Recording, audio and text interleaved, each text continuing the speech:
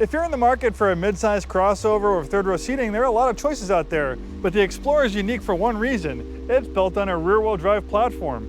And no, it's not just rear-wheel drive, it comes standard with rear-wheel drive. It's rear-wheel drive, and it's available with four-wheel drive or all-wheel drive.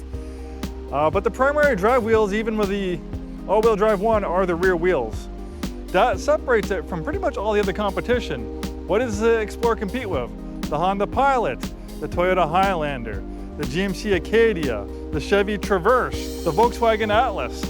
I'm probably forgetting a couple, but all those other vehicles, they're built on front-wheel drive platforms. And yes, they're also available with all-wheel drive, but the primary wheels that power the vehicle are the front wheels. So why am I making such a big deal about this?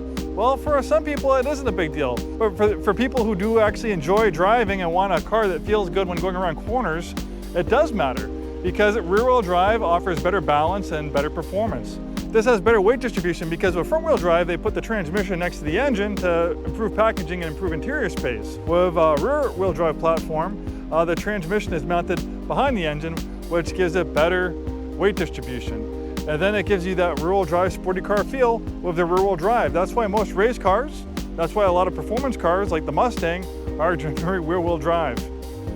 And even though, and for a while the Explorer was made on a front-wheel drive platform, but switching to a rear-wheel drive platform, you did not sacrifice that much interior space. It's actually pretty impressive.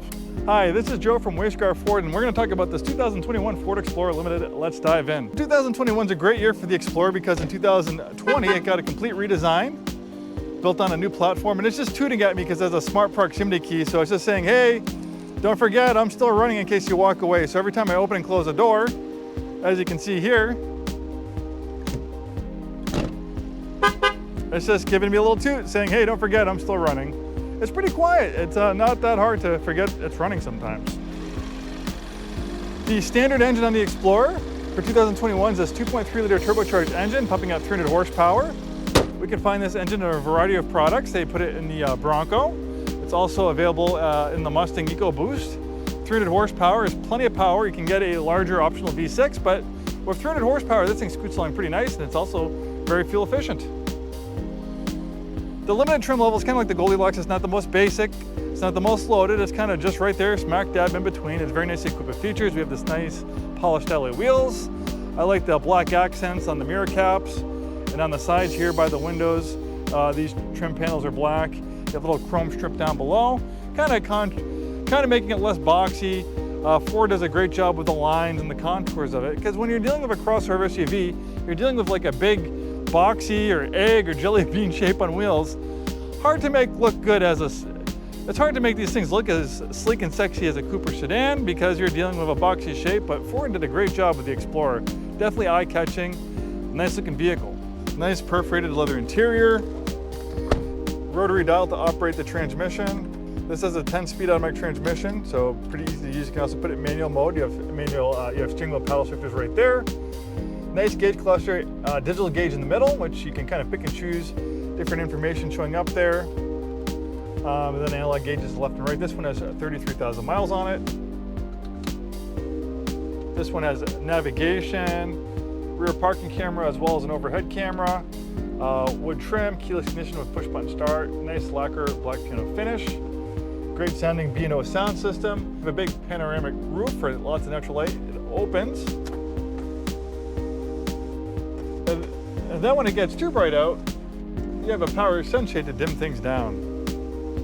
Obviously, you're not going to go rock crawling in this Explorer like you would in the Bronco Sasquatch, but it does have a drive mode selector, which will change the behavior of the vehicle for different driving situations. So we have normal, we have eco, we have sport, tow haul, we have slippery, trail, deep snow and sand.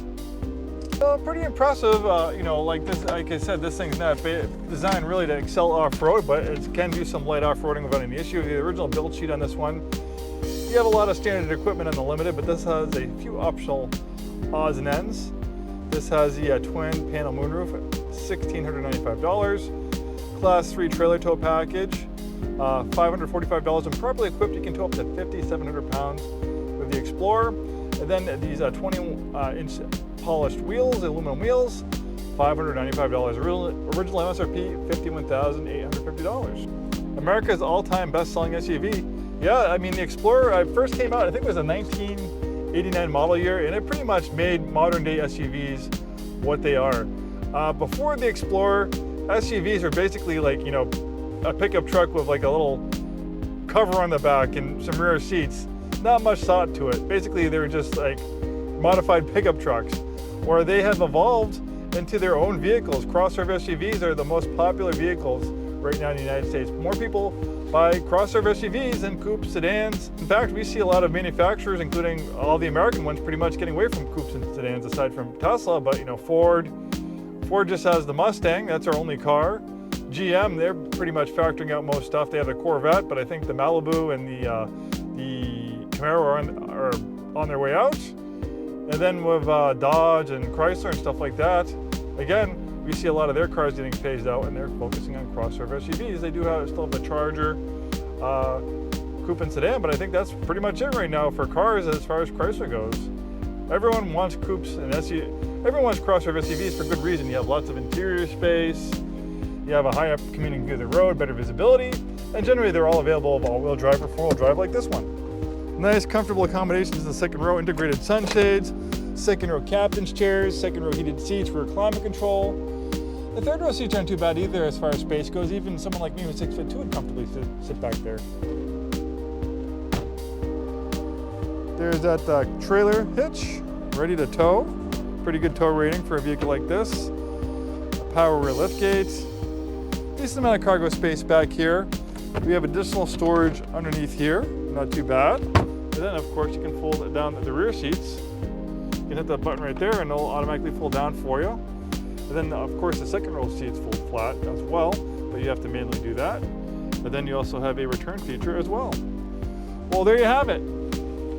Thanks for joining me in this walk-around video of this 2021 Explorer Limited. We are Scarff Ford. We've been in business 103 years, believe it or not. Proudly serving the greater Seattle-Tacoma area.